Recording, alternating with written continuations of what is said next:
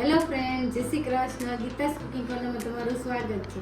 તો ચાલો આજે આપણે ફ્રીઝ વગર નેચરલ એવો 1 લીટર દૂધમાંથી સરસ મજાનો કોઠી આઈસ્ક્રીમ બનાવીશું. તો આ કોઠી આઈસ્ક્રીમ બનાવવા માટે મેં છે ને 1 લીટર દૂધ લીધું છે. તો આપણે છે ને તપેલીમાં લઈ અને ગરમ કરી લઈશું. નીચે છે ને આપણે થોડું પાણી એડ કરશું.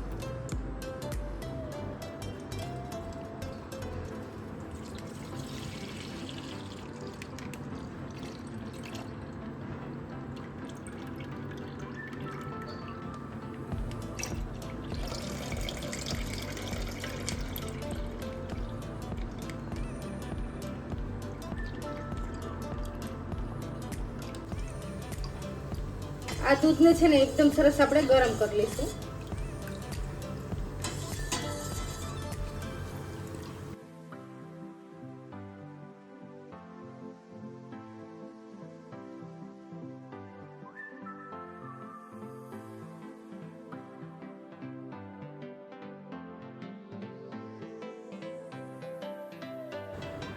આપણું દૂધ છે ને સરસ ગરમ થઈ ગયું છે. તો મારી પાસે છે ને આ થાબડીના પેંડા છે. તો આ 4 પેંડા છે માવાની જગ્યાએ હું આ ઉપયોગ કરું છું. તમે માવાનો પણ ઉપયોગ કરી શકો. તો અત્યારે ગરમ છે ને તાજા ભૂકો કરીને એડ કરી દઉં.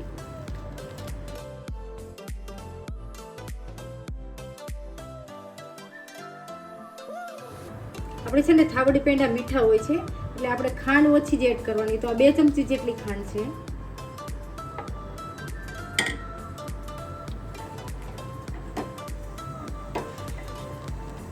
બધું સરસ મિક્સ થઈ જાય ત્યાં સુધી આપણે ઉકાળશું. એટલે 1 જ મિનિટ સુધી ઉકાળશું આપણે અને પછી ગેસ બંધ કરી દઈશું.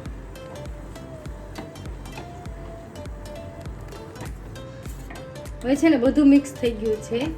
તો આપણે છે ને આને ઠંડુ કરવા માટે સાઈડમાં રાખી દઈએ દૂધને.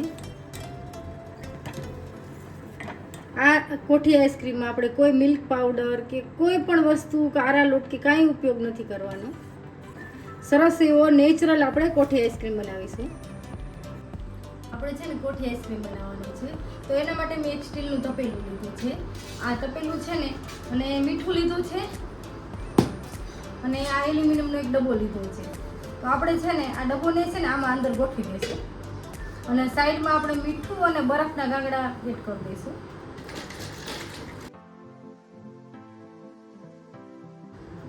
સાઈડમાં છે ને બધી સાઈડ આપણે બરફના ગાંગડા ગોઠવી દઈશું.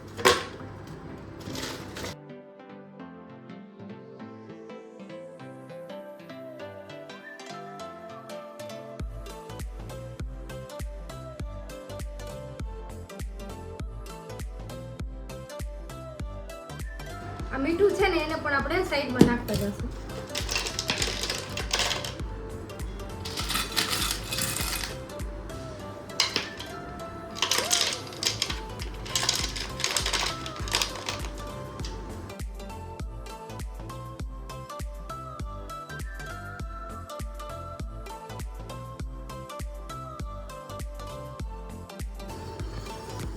આપણું દૂધ છે ને ઠંડુ થઈ ગયું છે. તો એ આ ડબ્બાની અંદર આપણે એડ કરી દઈશું.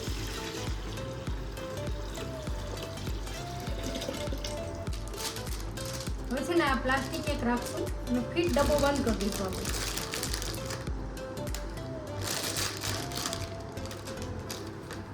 અને આ ડબ્બાને છે ને આપણે આ રીતે હલાવતા જશું અંદર.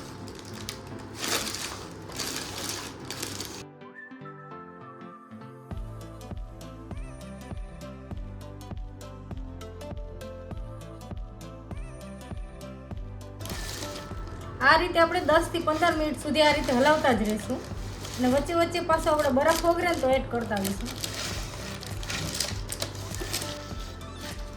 તીર્થ હું હલાવું છું ત્યાં સુધીમાં તો બરફ પાકતો હોય ને.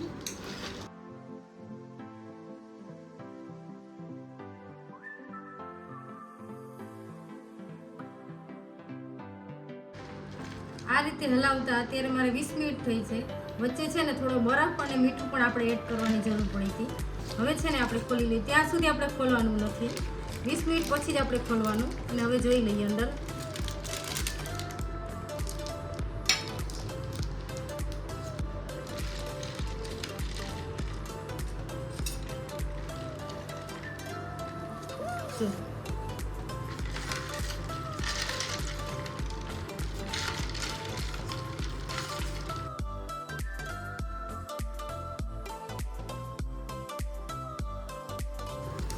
જો આ સરસ જો જામી ગયું છે ને સાઈડમાં, આ સાઈડમાં જો આઈસ્ક્રીમ જેવું આપણું સરસ જામી ગયું છે. તો એને પાછું આપણે આ રીતે વચ્ચે લઈ લઈશું.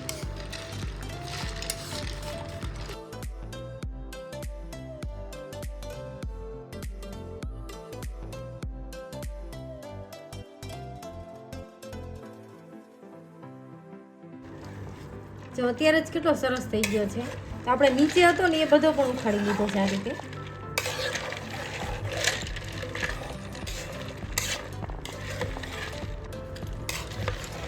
આપણે નીચેથી સાઈડમાંથી બધેથી સરસ ઉખાડી લીધો છે અને આપણો છે ને આઈસ્ક્રીમ 50% જેટલો સરસ મજાનો થઈ ગયો છે. તો હવે છે ને આપણે થોડા ડ્રાય ફ્રૂટ એડ કરી દઈએ એટલે જોડે મિક્સ થઈ જાય. તો કાજુ, બદામ અને દ્રાક્ષ લીધા છે. તો આપણે થોડું થોડું એડ કરશું અને ઉપરથી ગાર્નિશ માટે થોડુંક રાખશું.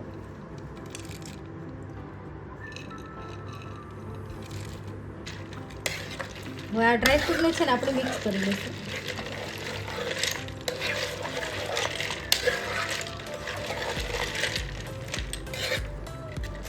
હવે છે ને પાછું આપણે ફીટ ઢાંકી અને 15 મિનિટ સુધી આ રીતે હલાવતા રહીશું ઢાંકીને.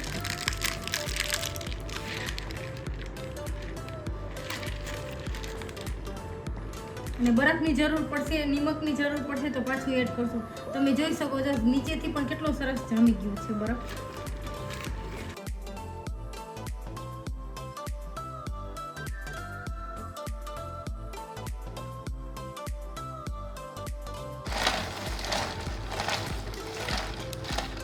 આ હલાવતા છે ને વચ્ચે આપણે બરફની અને મીઠાની જરૂર પડી હતી તો ઓલું પાણી થઈ ગયું હતું એ કાઢી નાખ્યું અને પાછો બરફ એડ કર્યો હતો અને 20 મિનિટ જેવું થઈ ગયું છે. તો આપણે ખોલી લઈએ.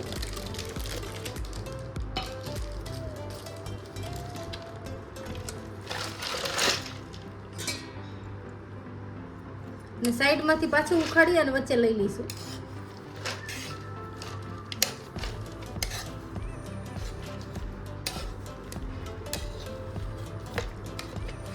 નીચે તળિયે છે ને બરફ બહુ ઝાઝો હોય એટલે વધારે નીચે તળિયે જામે છે. જો એકદમ સરસ જામી ગયો છે. હજી આપણે એક વાર કરશું. આ રીતે આપણે 3 વાર પ્રોસેસ કરશું ને તો આપણું સરસ આઈસ્ક્રીમ જામી જશે.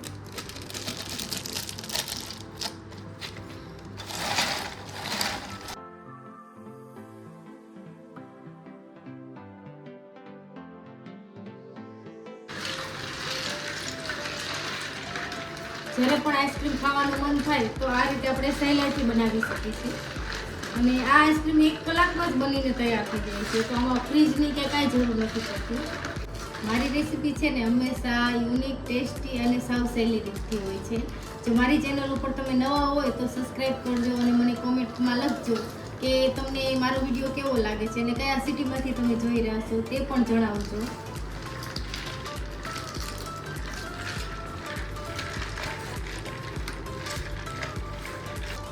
પાછી છે ને 20 મિનિટ થઈ ગઈ છે તો આપણે ખોલીને પાછા ચેક કરી લઈએ.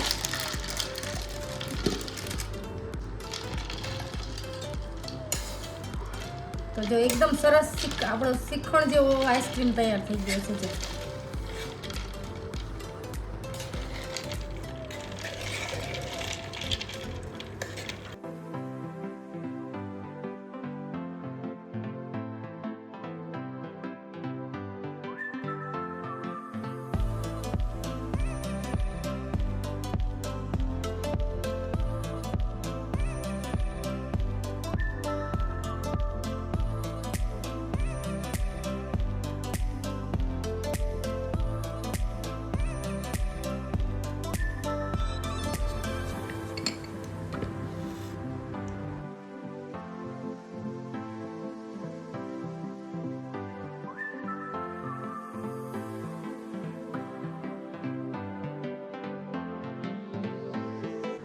આપણો છે ને આ આઈસ્ક્રીમ સરસ મજાનો કોઠી આઈસ્ક્રીમ તૈયાર થઈ ગયો છે. તો આપણે જે બચેલો આઈસ્ક્રીમ છે ને એ આપણે એક ડબ્બામાં ભરી અને એને આપણે ફ્રીજમાં રાખી દઈશું. તો જ્યારે પણ આપણે યુઝ કરવો હોય તો કરી શકાય.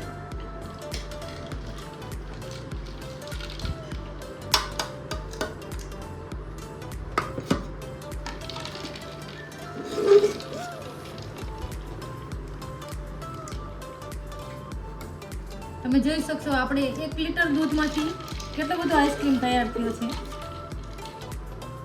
અને આ નેચરલ કણીદાર આઈસ્ક્રીમ તૈયાર થઈ છે.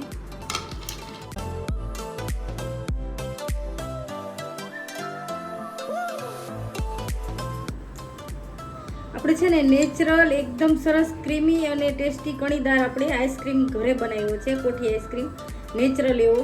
જો મારા આ કોઠી આઈસ્ક્રીમની રેસીપી ગમે તો લાઈક, શેર અને સબસ્ક્રાઈબ જરૂરથી કરજો અને મને કોમેન્ટ કરીને કહેજો કે તમે પણ ક્યારે બનાવો છો આવો કોઠી આઈસ્ક્રીમ. Thank you.